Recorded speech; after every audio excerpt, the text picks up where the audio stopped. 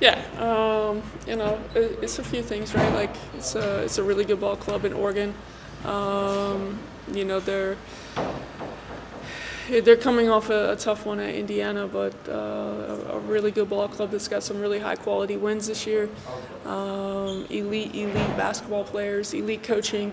But it's an opportunity on our home floor one last time to see if we can defend Mackey. I was talking with KP, and just what do you feel like your team in the process of being down against Iowa kind of found and discovered you're going to take into? Yeah, just keep playing hard. Let's play hard from the very beginning, but then find a way to play smart too. Making sure we're poised and composed, no matter what Oregon throws at us.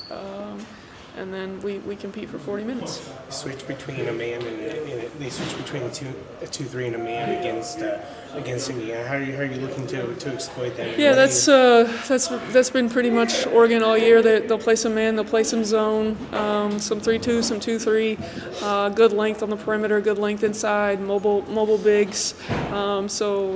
Whatever it is we see, we've got to be poised. We've got to have some composure, and we've got to make sure we're getting the right shots. How's Lana McCarthy looked in practice? Yeah, she's solid. Obviously, she was out for a minute. It seemed like there, and then we talked about just giving her some grace against Iowa. Same thing in Maryland, right? You got to find your basketball legs and your wind again, and no better time than tomorrow night for us. Tomorrow night, obviously, the senior night's special. Obviously, you talked a lot this year about how much Mads means to the team, but just, I guess, 5-10 years down the road, like you're still coaching, like what are you going to tell your players down the road how much 33 meant to you? Yeah, that's a really tricky one to put into words exactly. I think the biggest thing, what Mads has done for this program is the story that you can sit back and tell about fighting through your own adversity and whatever struggles you go through in life. And like you think about like her story as a Purdue basketball player, as a human being, to be able to sit out a year and come back and still compete at an all Big Ten level, pretty much just elite. Madison is a legend by all means of the word. Did you know instantly that you and the coaching staff were going to get her back on the team, or did it take some time? No, we had to work at it. Yeah, we had to work at it. When we talked about her coming back, obviously she went the portal, and in today's world, you never can know what's gonna. You just can't be surprised about anything, and I think what says true about Madison is like just her commitment, obviously to her family and Kenna and playing with Kenna, but her commitment to Purdue, her commitment to the black and gold here.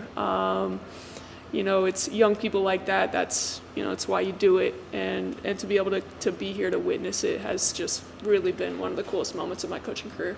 You talked about how one of the coolest things was seeing Mads get the Barnburner Trophy. Yeah. What's another kind of Mads moment that you remember the most?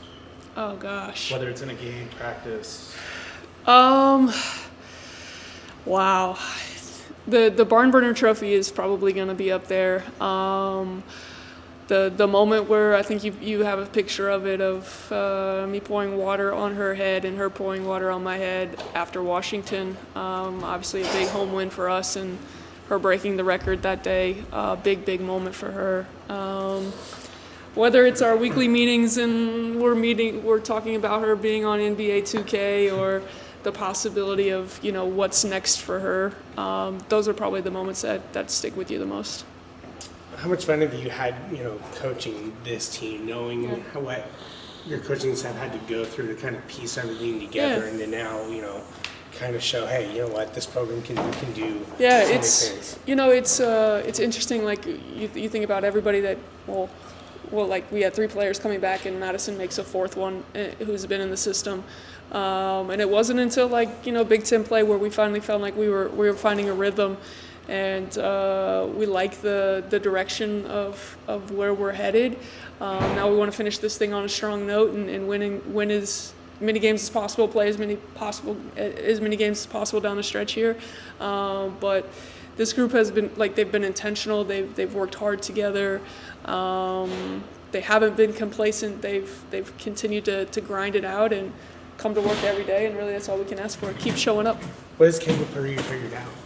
What's KP figured out? I think Yeah. she's finally getting healthy, right? Like off season, like like she didn't really have the summer that everybody had, so her program was a little bit different. Come October, November, December is kind of when she's doing her summer program, like her body figuring out, and now she just kind of hit a rhythm, hit a stride, and hopefully we can keep playing with her. Who's somebody, on my last note, who's somebody that from the summer to now has just shown just meteoric growth in your eyes as far as leadership and as far as, just player development that, maybe doesn't catch the headlines the way maybe they should? I think Avery's growth has been elite. Obviously, she's continued to work on it, but I would say Nia Smith has just continually worked to get better.